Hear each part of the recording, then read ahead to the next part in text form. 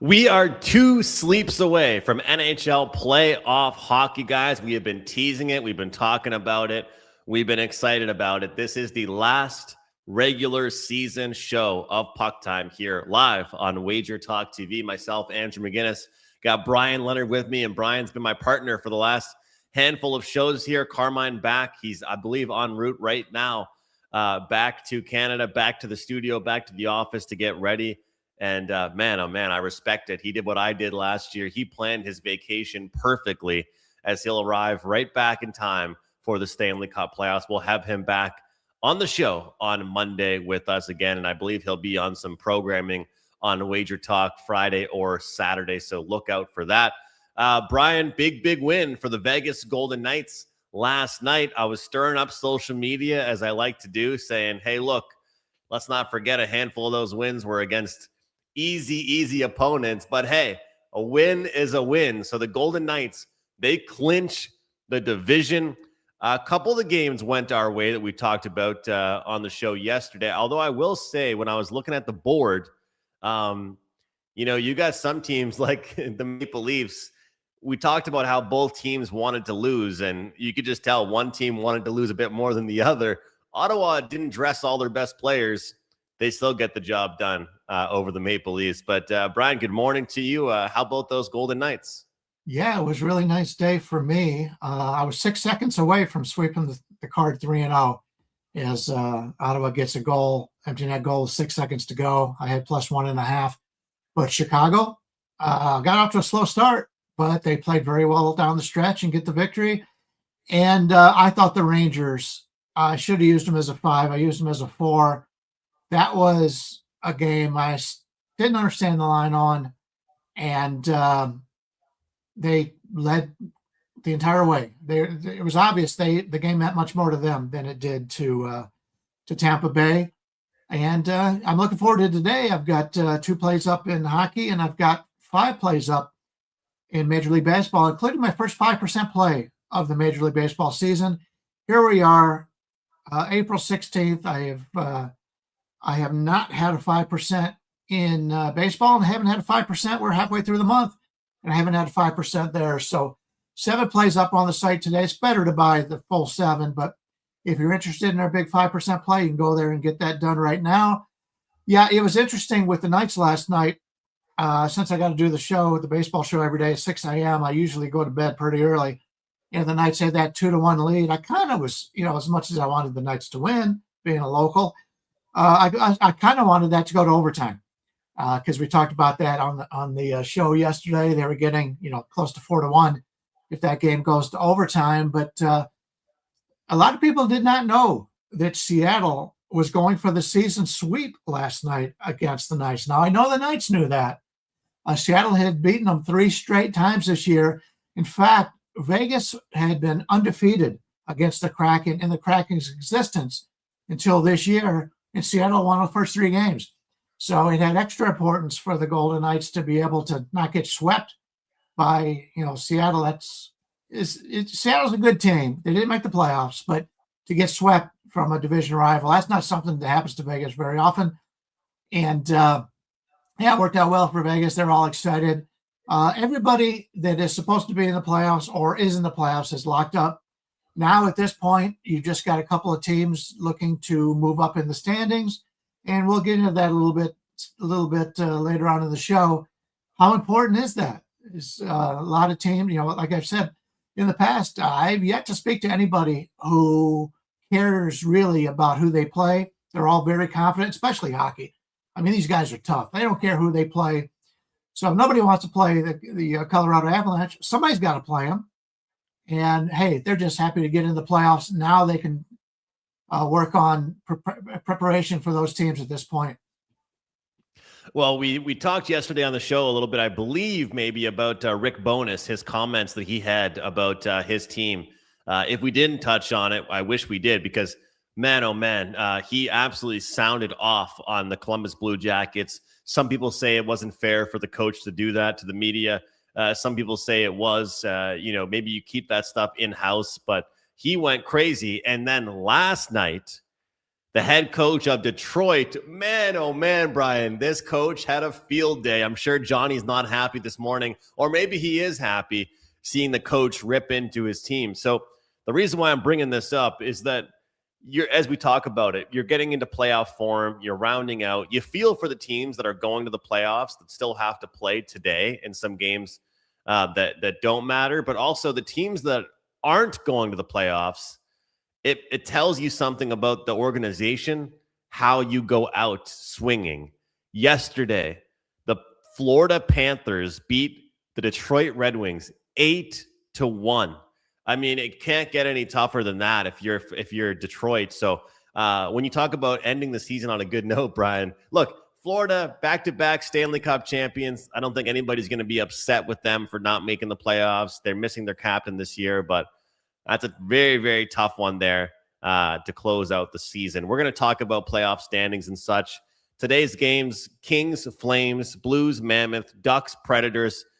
Look, we can skim over other games as well, for sure, but some games, stronger opinions than others, Brian. That's for sure. All right, well, let's start with our first game that we have here, and I think the one we should start with should be the Blues game. Blues and Mammoth right now.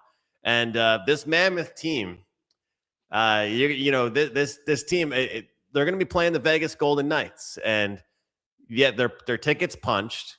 They're going to be the road team. They're going to be the underdog. So, Brian, what do we think about this matchup, Blues and Mammoth? Is this one of those games, again, where we look to bet on the Blues because their opponent has nothing to lose when it comes to this game, and the Blues want to go out on a good note? Yes, the Blues have been a team I've been riding second half of the season. They were long out of the playoffs, and they decided, you know what, we could just sit it out and go through the motions, or we could try to play good hockey. And Winnipeg has done the same thing another game today that they're getting them on the last game. But yeah, the St. Louis Blues, the line on this game opened up Utah as a favorite. Money's poured in on St. Louis. I think we may be late to the party here.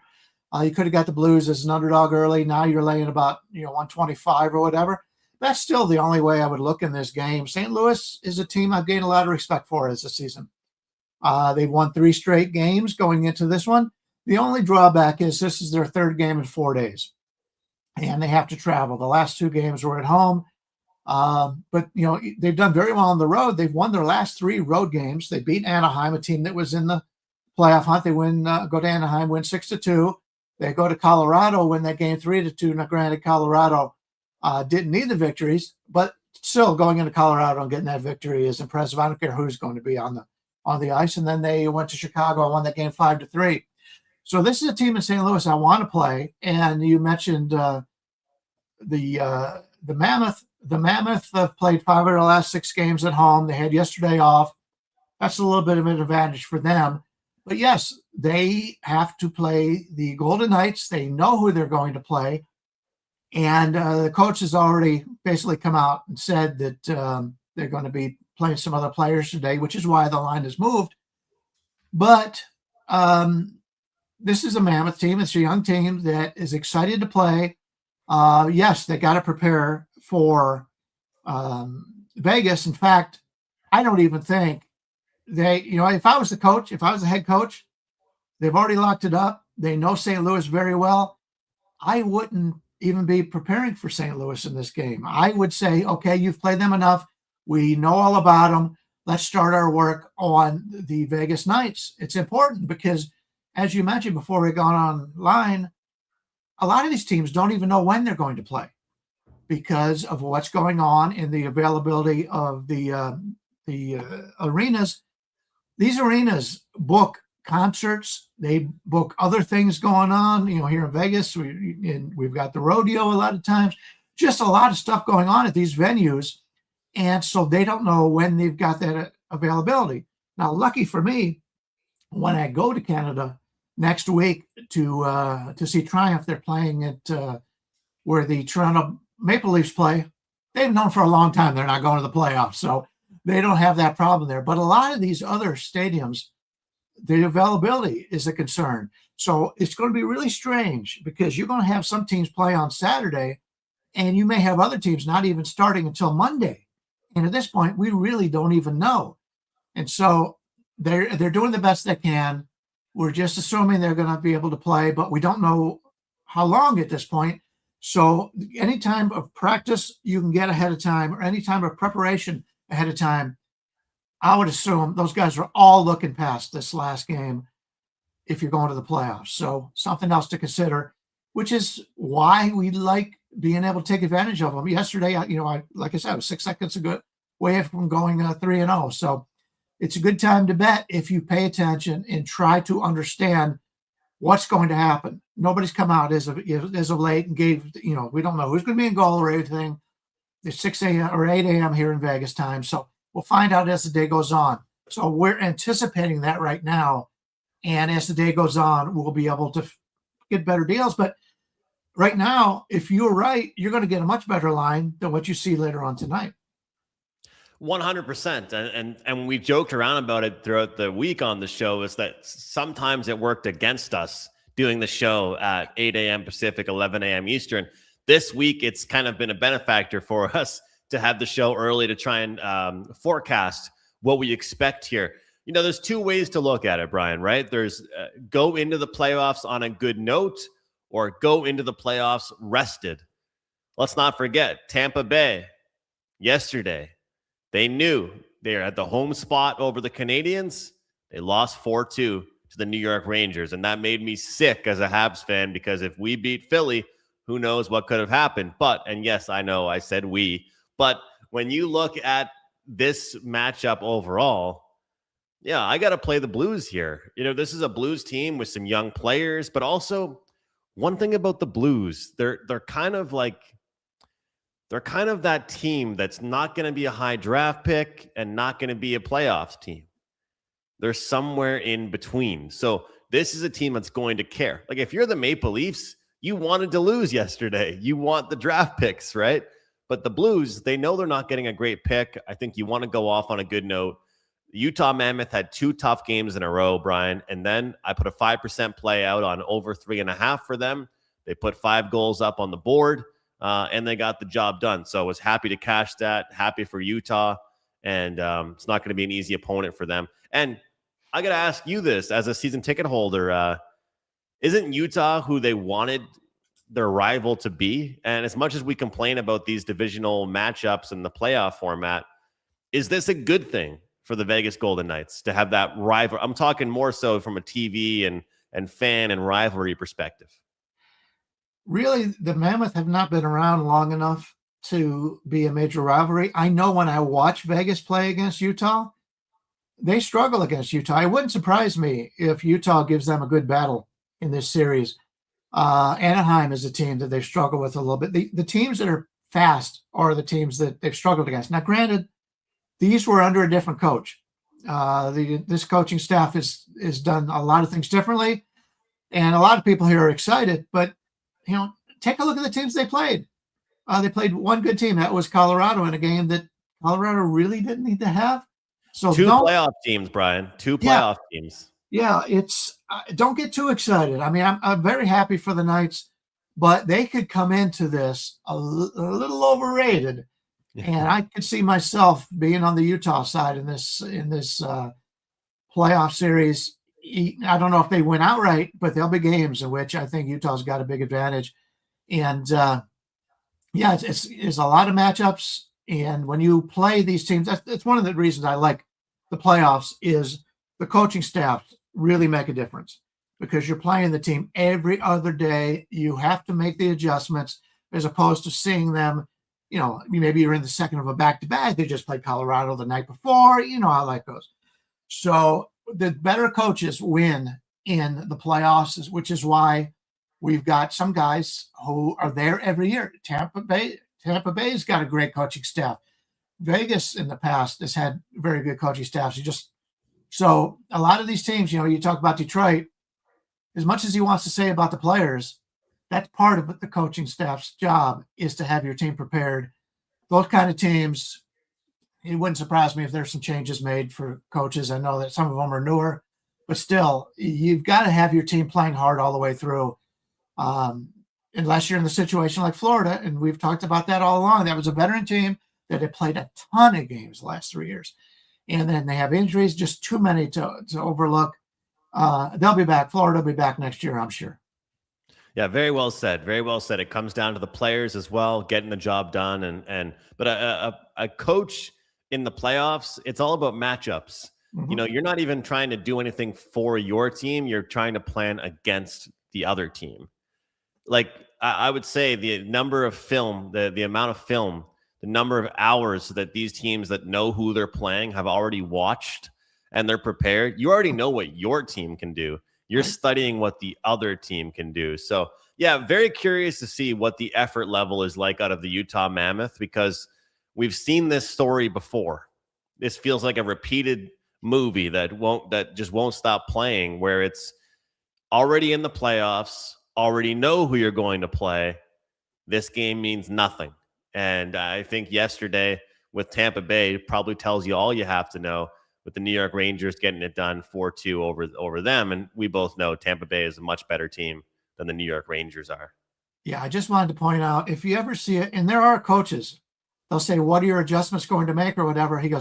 They will say, oh, we're just going to play our game. We know how to play our game. No. Bill Belichick, say what you want about him now. The guy's been a brilliant football coach. He took away what the other team wanted to do. Every week it was different. That's what a good coach does. We will see that in the playoffs in the NBA and in the NHL. So, yeah, if your coach comes out and goes, oh, we know what we can do, we're not going to change it, that's your sign to bet against that guy. Brian, I used to coach high school sports, and I did it actually at a young age. I started, and when everybody would be going to lunch and everybody would be going on the break when we weren't playing, I'd be watching the other teams play. Mm-hmm. And, you know, during the tournament, it's like, you don't care anything about your team anymore. You just care about their team and what you can do to shut them down. My biggest thing as a coach was always shut down their top players, make somebody else beat you, you know, and you got to frustrate the top players on the other team and make somebody else have to beat you. Interesting comment here from Luca. Says it's Utah's fan appreciation night, something worth mentioning. So a lot of you guys talking about prop bets in this one. I do have prop bets for you guys today, and I do have them for this game. So should be a good prop game. Okay, Brian, look, we've got the price dropping for this playoff special because, of course, the regular season's pretty much come to an end. So there's no more playoffs plus regular. It's right now, it is series bets, sides, totals, props. Right now, looking at this package, you're going to get every single thing that we release throughout the playoffs. Every single bet that we make, send out to clients, you guys will get right to your emails. This includes 5% wagers. Brian has had a fantastic track record, not just with hockey overall, but in the playoffs. I'm on a real good run going into the postseason. And I got to say, as much as we say the big plays, you know, aren't the be-all, end-all, going in on a 7-0, 5% run got me feeling pretty confident with these 5% big plays and the top bets at WagerTalk. So, guys, the playoffs begin on Saturday. Right now, 175 for pretty much 2 full months of NHL hockey. Side bets, series bets, totals, props, you name it. We're going to have it all, Brian. So 175, one hell of a price. It certainly is. I just want to touch on the Fan Appreciation Day. Yeah, it matters. But if your team is going to the playoffs, that's what matters more than, you know, if you have a team like Utah, it's not going to matter as much as it will be in like Winnipeg, that kind of thing. So every game is a little bit different, but it is a good point because that is something that you look forward to as a season ticket holder. And it's nice to see your fellow season ticket holders going out there and getting the autographed jerseys and getting to meet the players. It's fun to do. But 90% of the people, unless you're one of the ones in the family that are getting the jerseys or whatever they do, they're clearing out, you know. So But it's another angle we got to handicap, It is part of it. It is part of it. And you like to see if we can get an effort out of them. That's for sure. Let's move our attention to Anaheim and Nashville with this one. Open up around a pick here. Totals at 6.5. How do you feel about this matchup, Brian? This is just the opposite for me. Is this Anaheim team, what have they lost, like 8 of 9 going into the playoffs? I think this is an important game for Anaheim. Not to actually win, maybe to win, probably to win, but still to actually play well. This is one team that, yes, they've got the playoffs coming around, but they have backed into the playoffs. There's nobody that's backed into the playoffs more than Anaheim has. And out of these games, your last game of the season, this is the one where I think Anaheim's coming into play. Nashville, yes, Nashville gave it a good run at the end of the season, came up, a couple games short, but they were in it until last game. But overall, it's been a disappointing season in Nashville. They went out, made all these signings, and the team still didn't make the playoffs. So, yes, it's their final game, and it's important and the whole bit, but I think the game is more important to Anaheim, and you're getting them in a pick-em situation. You look at the other games, teams that need to win in this, Los Angeles, but it's a situation for me that Anaheim has more of a reason to play this game well than any other team. So yeah, I kind of like Anaheim here. I think it's a bargain price. I figure they come to play tonight. Yeah, I think when you look at this one here, Brian, like you've got an Anaheim team that is going to be in that playoff mode. They're waiting to figure out 1,000% their dance partner, but this is a team that's got to go into it on a good note. We've got Rich commenting in here. Oh, Terry, what's up, Terry? Rich says Ducks have won last 4 in Nashville, so interesting one there. Titan CT says he leans the Preds. All of a sudden, we got a comment. Brian, why haven't the Wings fired Stevie Y yet? We all know why. And that's probably the negative thing about having a guy like that as your GM. I'll give you your thoughts on that in a second here, Brian. But I'll just say this. For me, I am looking towards the under in this hockey game, actually. There's going to be games where people are going to say limited block shots, not much to worry about. Roll the pucks out and play pond hockey. When you think playoff hockey, you think defense. And I'm not saying every playoff game goes under, but what I am saying, Brian, is that the same reason you think the Ducks are going to take this game seriously is the same reason why I like the under in this game. Both Preds goalies have been pretty respectable recently, and that's putting it lightly. The starter, the backup, they've both been good. And you know what? I just can't see this being a track meet to end the season off for both teams, being the last game of the regular season. So I would look towards a under 6.5 when it comes to this game. Certain teams have to get playoff ready. And for the same reasons you like that Duck side, I think the playoff readiness takes us to the under in this hockey game. Okay, I can't argue with that. Let's take a look at the Ducks schedule going back to March 28th. They allow 4. Then that was against Edmonton. They allowed 5 to Toronto. They started off this month. They allowed 4 to San Jose. They allowed 6 to St. Louis. They allowed 5 to Calgary, 5 to Nashville. And by the way, that's another reason why I like this game. They're playing off shutout revenge against Nashville 9 days ago. But they were shut out. They lose 5-0 against Nashville.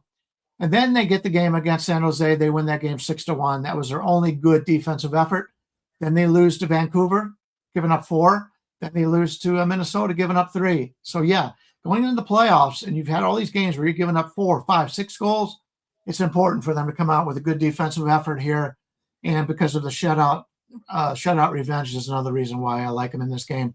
Maybe we play Nashville goals under, which would perform well for both of us. Yeah, just worry about one team. Worry about one team and don't have to worry about what the other team does. I'm with you on that, Brian. And, it's funny. I've told you I'm probably going to cool it down, past couple days, not too many picks. But there are some spots. And yesterday, you were a shot away from a 3-0 sweep. I believe Carmine had a pretty good day too. So, there's still money to be made with these. That being said, somebody was asking about playoff preview shows. Not sure if we'll have a show for it. We're going to have solo videos for it, 110% on that.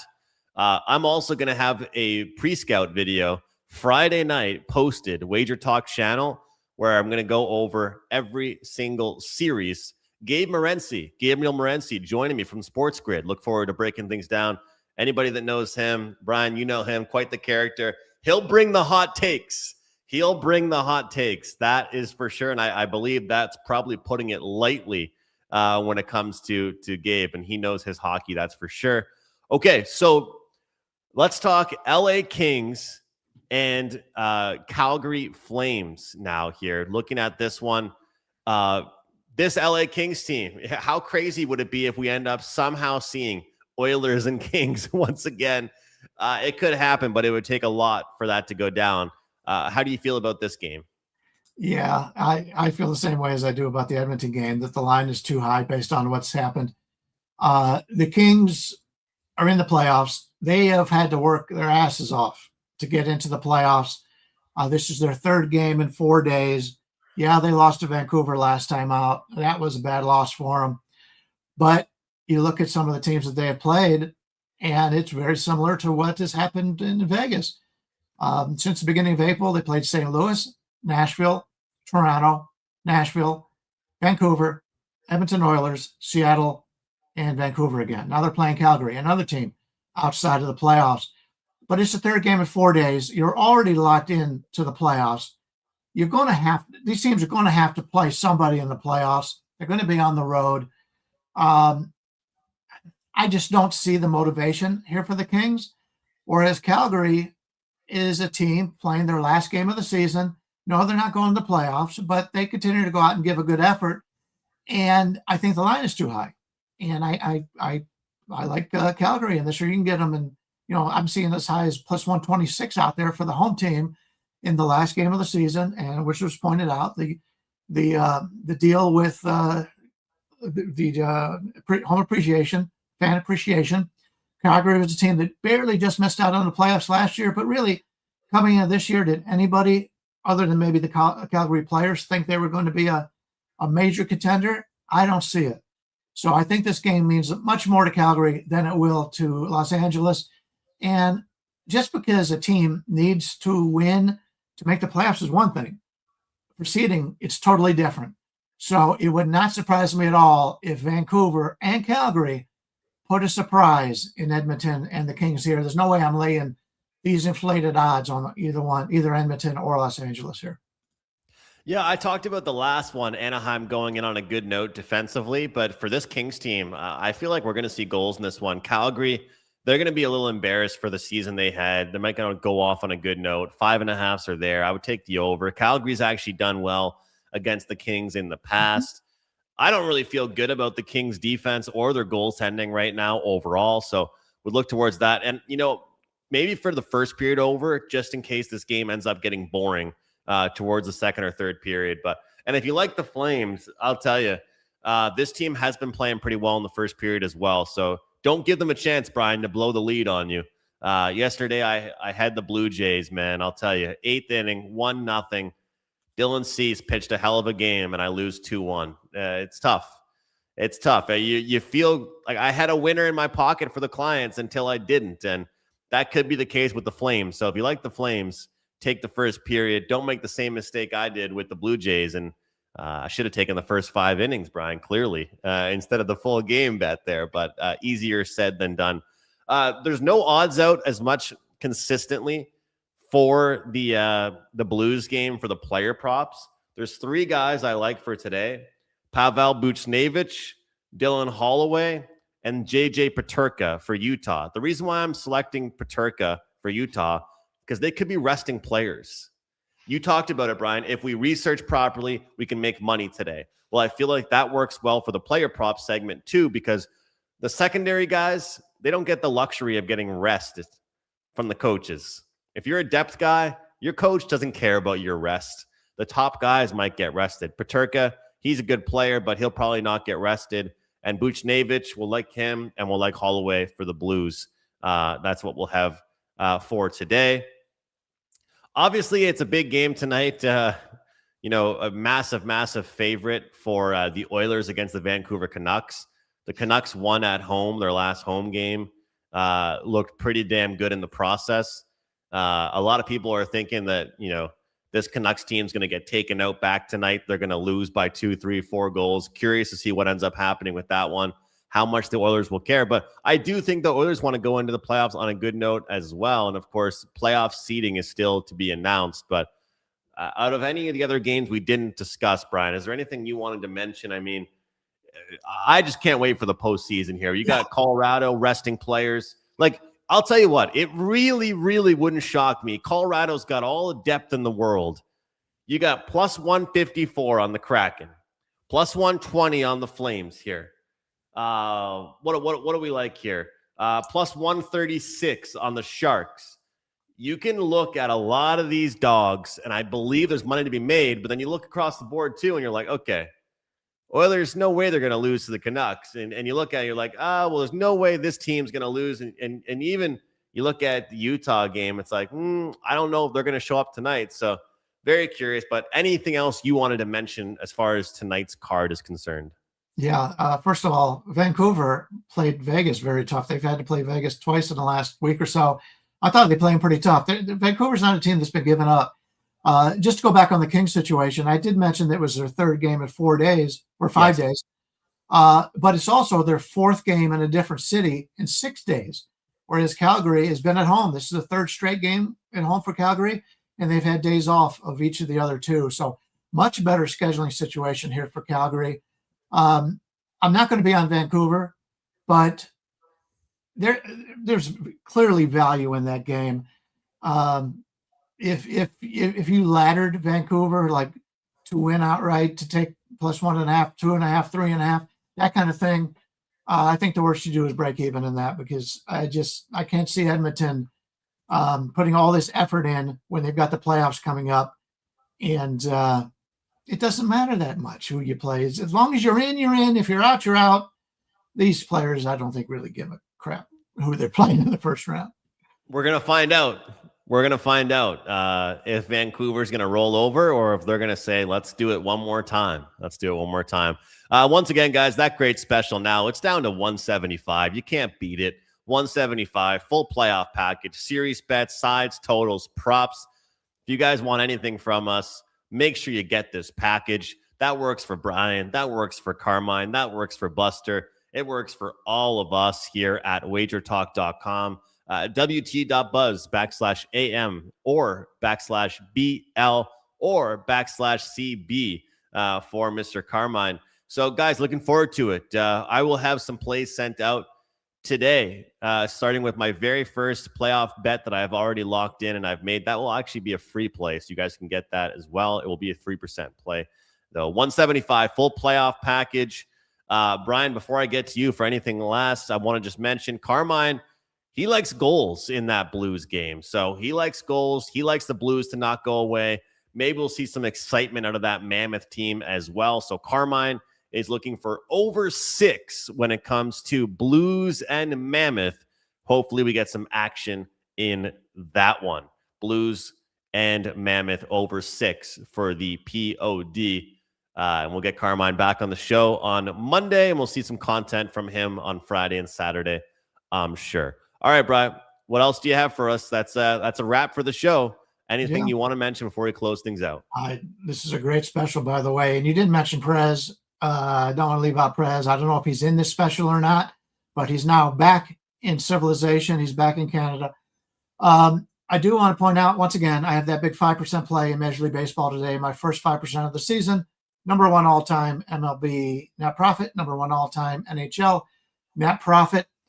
And loving the card today. 7 plays up, 2 hockey and 5 Major League Baseball. So grab that right now.